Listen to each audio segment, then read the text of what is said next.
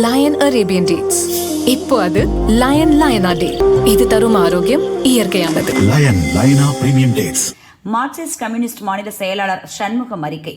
கரூரில் 41 பேர் பலியான சம்பவம் தொடர்பாக விசாரணை நடக்கும் நிலையில் இறந்தவர்களின் குடும்பத்தினருக்கு தனது அதிகாரத்தை பயன்படுத்தி அரசு வேலை வழங்குவது வழக்கின் தன்மையை நீர்த்து போகச் செய்யும்.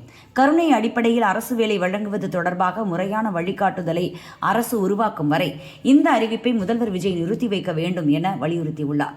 இந்திய கம்யூனிஸ்ட் கட்சி எம்பி சுப்பராயன் வெளியிட்ட அறிக்கையில், கரூர் கூட்ட நெரிசலில் சிக்கி இறந்தவர்களின் குடும்பத்தினருக்கு அரசு வேலை வழங்கும் முடிவை அதிகார துஷ்பிரயோகம் என்றே வரலாறு பதிவு செய்யும். அரசின் இந்த முடிவு கடும் பின் விளைவுகளை ஏற்படுத்தும். தாவேக அரசு ஆழமாக சிந்திக்க வேண்டும் என்று கூறியுள்ளார். தாவேக ஆட்சிக்கு ஆதரவு தெரிவித்த கட்சிகளே இந்த விவகாரத்தில் முதல்வர் விஜய்க்கு எதிராக நிற்பது பரபரப்பை ஏற்படுத்தியுள்ளது.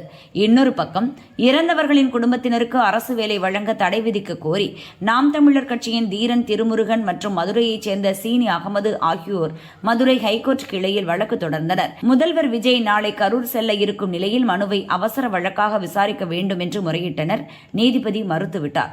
அவசர வழக்காக விசாரிக்க முடியாது, வேண்டுமானால் பணி நியமன ஆணையை எதிர்த்து பொதுநல மனு தாக்கல் செய்யலாம் என்றார்.